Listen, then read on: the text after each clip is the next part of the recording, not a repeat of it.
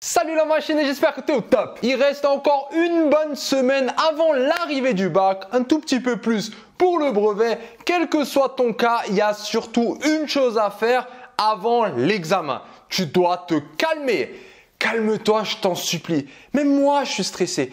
Les gars, là, vous partez, mais complètement en sgeg. Ça cherche des fiches non-stop. Ça cherche à se rassurer. Toutes ces attitudes que je vois n'ont plus aucun sens. À ce moment-là, tu dois te dire une chose. Il y a plus de 90% de réussite. Donc, ça veut dire que si dans une classe de 30 personnes, il y a 10% qui échouent.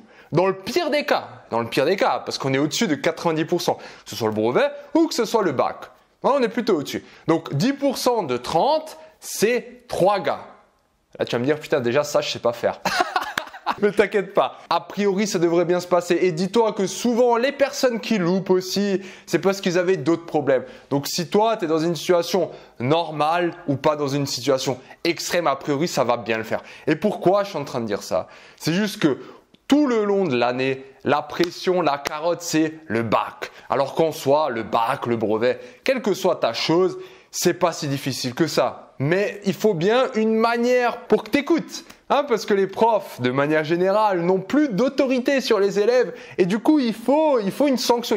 Si tu fais pas ça, tu n'auras pas ton bac. Bref, et ce qui se passe en ce moment-là, avec la chaleur aussi, tout le monde part complètement en couille. Et ça, c'est pas bon. Mais l'unique chose qui pourrait te faire louper à mes yeux, c'est surtout l'excès de stress. C'est surtout un stress parce que tu sens que tu as trop à faire. Et c'est normal parce que j'ai l'impression que au lieu de se poser tranquillement, réviser au calme, faire un petit programme tranquille et pour le faire jour à jour, tu perds tes après-midi, tu perds tes journées à courir derrière la méthode, l'astuce, le conseil, la fiche, les cartes mentales. Bref, il y a tellement de choses. J'ai jamais vu autant de fiches qui circulent de toute ma vie.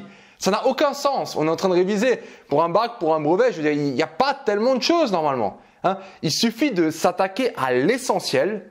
Tu prends l'essentiel, tu regardes ta section, tu es en S, tu vas faire des maths, physique, SVT, SI, tu es en ES, tu vas faire de l'économie, des maths aussi je pense. Concentre-toi sur l'essentiel, fais-toi une petite fiche, suis les trucs principaux qu'il y aura le jour du bac, pour ça tu as les annales. Et au passage, je suis en train de travailler sur une vidéo là qui est en train de me prendre pas mal de temps où je vais vous faire le top 10 ou le top 20 à voir selon le nombre d'exercices pour le bac de maths. Donc voilà, je sais que vous attendez tous de moi des méthodes en plus, des conseils en plus. Franchement, il y en a déjà plein.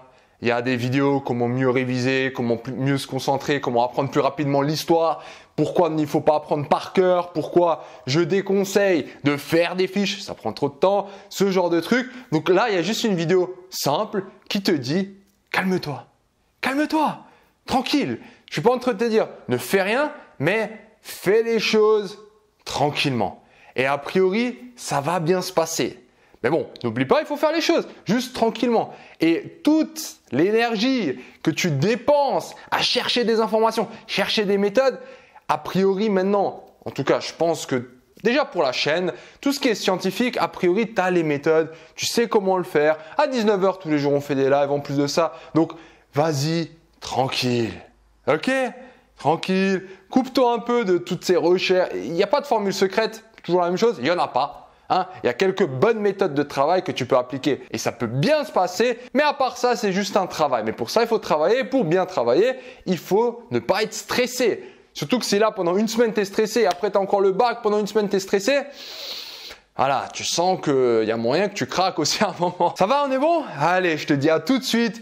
19h, on reprend les annales de bac pour les ESL, S, STI2D, bref, toutes les sections. Venez faire, encore une fois, en faisant les sujets, je fais des rappels, je vous montre les différentes variantes que le sujet peut avoir. Je mets vraiment le doigt dessus quand c'est des exercices types. Donc ça, encore une fois, en 1h30, 2h, tu vas juste recevoir des bonnes méthodes pour faire des exercices types et aussi la manière de penser. Bref. Donc, fais tourner à tes potes, tout ça c'est gratuit, c'est notre petite expérience qu'on est en train de faire avec la formation bac. Pousse-moi vers le haut et va le dire à tes potes. Oh les gars, tranquille, on va taffer tranquillement, on va y arriver. On va pas trouver un secret à la dernière seconde. t'inquiète pas, le plus gros est fait. En fait, c'est ça la réalité, le plus gros est fait. Là, 90% est fait. Il reste 4, 5, 6 jours. Bien sûr, tu vas encore faire des choses. Ça va t'aider à avoir ces quelques 2, 3 points en plus. Mais tu vas pas passer d'un 0 à un 20. Tu vas pas passer non plus d'un 12 à un 6. Hein. Alors, t'as beau me dire, ouais, il y a des témoignages de gars qui… Ah, ok.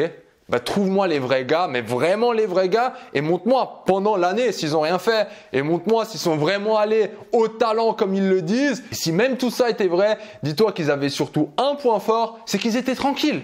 Donc souvent la tranquillité te permet de mieux réfléchir et va pas te paralyser. Ça marche? Donc je te dis à tout de suite pour le live.